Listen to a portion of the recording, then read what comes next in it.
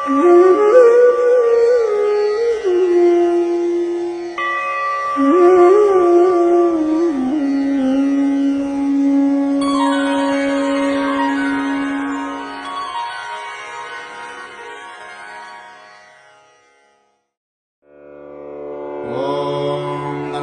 गणपतये त्वमेव प्रत्यक्षम् तत्त्वमसि त्वमेव केवलम् करतासि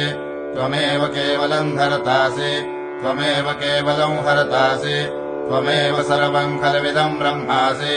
त्वम् साक्षादात्मासि नित्यम् ऋतम् वच्मि सत्यम् वच्मि अवत्वम् माम् अवभक्तारम् अवश्रोतारम् अवदातारम् अवधातारम् अवानूजानमवशिष्यम् अवपश्चात्तात् अवपुरस्तात् अवोत्तरात्तात् अवदक्षिणात्तात् अवचोर्ध्वात्तात् अवाधरात्तात् सर्वतो माम् पाहि पाहि समन्तात् त्वम् वाङ्मयस्त्वम् चिन्मयः त्वमानन्दमयस्त्वम् ब्रह्ममयः त्वम् सच्चिदानन्दाद्वितीयोऽसि त्वम् प्रत्यक्षम् ब्रह्मासि त्वम् ज्ञानमयो विज्ञानमयोऽसि सर्वम् जगदिदम् त्वत्तो जायते सर्वम् जगदिदम् त्वत्तस्तिष्ठति सर्वम् जगदिदम् त्वयि लयमेष्यति सर्वम् जगदिदम् त्वयि प्रत्येति त्वम् भूमिरापो नलो निलो नभः त्वम् चत्वारि वाक्पदानि त्वम् गुणत्रयातीतः त्वम् देहत्रयातीतः त्वम् कालत्रयातीतः त्वम् मूलाधारस्थितोऽसि नित्यम् त्वम् शक्तित्रयात्मकः त्वाम् योगिनो ध्यायन्ति नित्यम्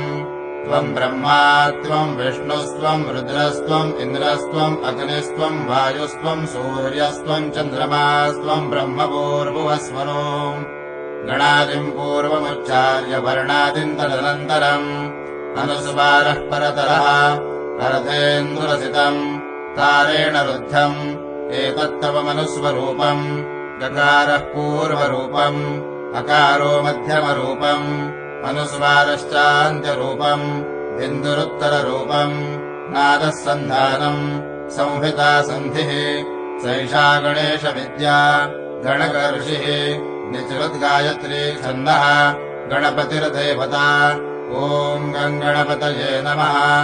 एकदन्ताय विद्महे वक्रतुण्डाय धीमहि तन्नो दन्तिः प्रचोदयात् एकदन्तम् चतुर्हस्तम् पाशमङ्कुशधारिणम् हृदम् च वरदम् हस्तैर्बिभ्राणम् मूषकध्वजम् रक्तल्लम्बोदरम् शूर्पकर्णकम् रक्तवाससम् रक्तगन्धानुलिप्ताङ्गम् रक्तपुष्पैः सुपूजितम् भक्तानुकम्पिनम् देवम् जगत्कारणमच्युतम् आविर्भूतम् च दृष्ट्यादौ प्रकृतेः पुरुषात् परम् एवम् ध्यायति यो नित्यम् स योगी योगिनाम् वरः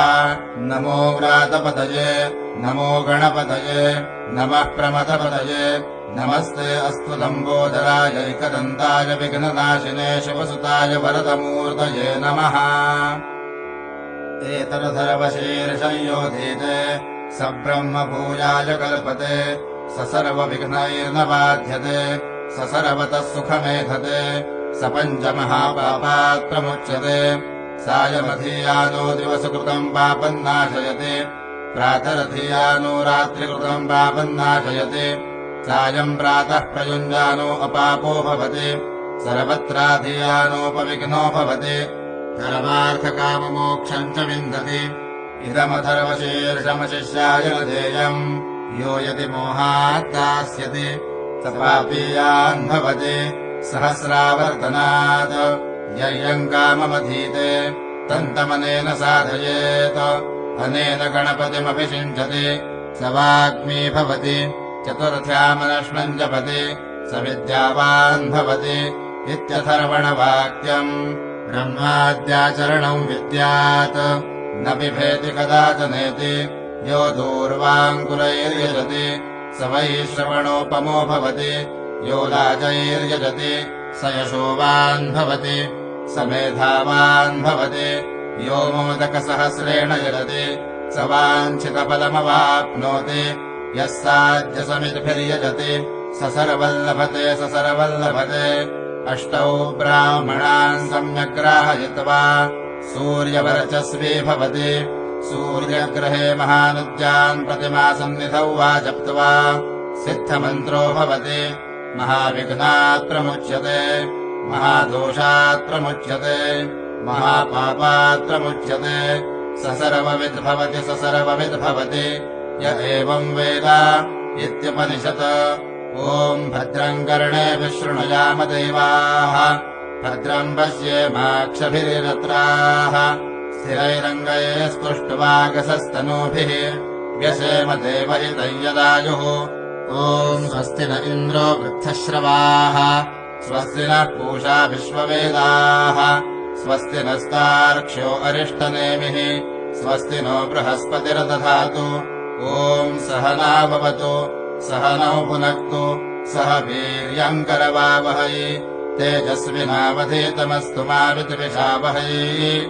ॐ शान्तिः शान्तिः शान्तिः।